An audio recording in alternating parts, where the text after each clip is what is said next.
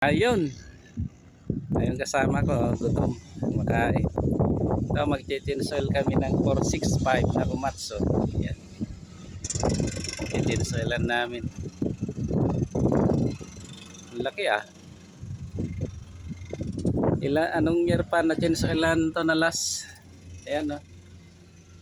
11, 23, 2022 pa. Ilang taon na? 2 years. 2 years na, hindi ba ngayon pa lang ma-chinsoilan no? Okay, photo ko ata ay sinurog na rin. Patin. Itong equipment namin no. Tingnan mo nga si Kuya Job. Ha? Hindi pa, tatanggalin pa lang.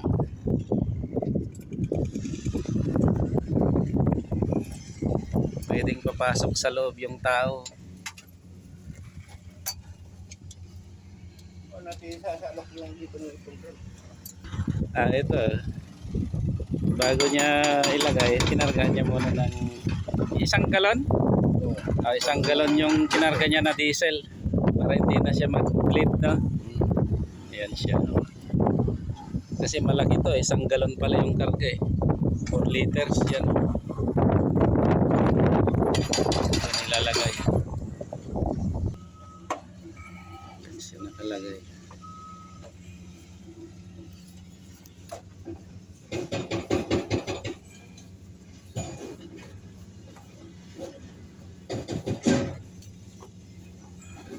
Ang daming filter naman tong Komatsu na to. 2, 4, 5. 5 yung fuel filter niya. Isa dyan, tapos 2 doon, tapos isa doon. So dahil pasuyo ng basahan dyan nakapraso para madulas. So, ulit, karga para iwas bleed no.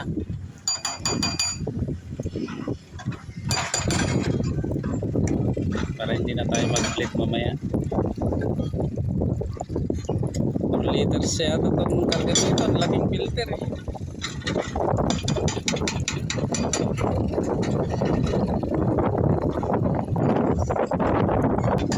Ito 4 liters nga yung laman yan. So 3 liters. Ang laking filter kasi. Kailangan linisan. Linisan pa. Kasi maraming alikabok. Lupa.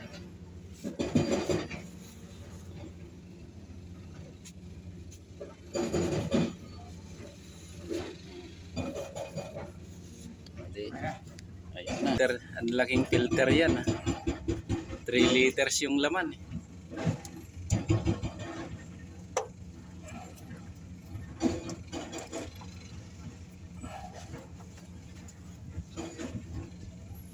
Ba't may UP?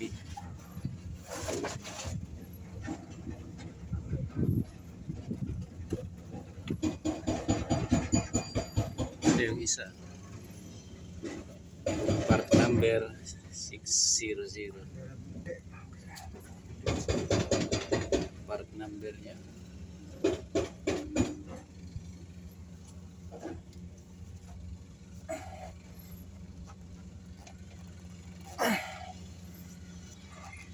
Okay. Daming filter eh.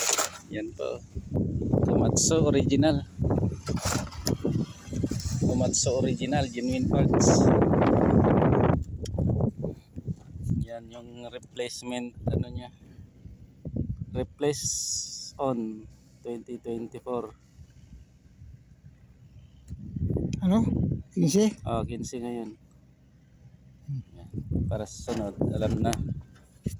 May date na yung filter niya. Di ba?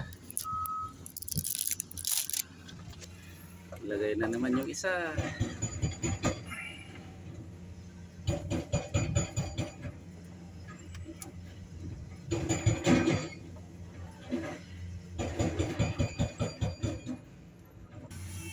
Pa-prime na niya.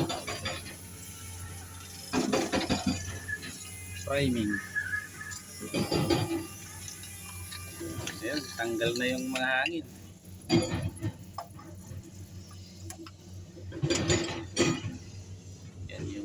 bomba niya.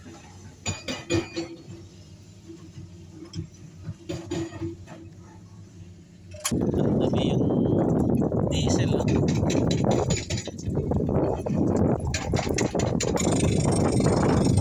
Ganun lang pala mag-install dito sa Komatsu na to. Wala pa yung oil filter.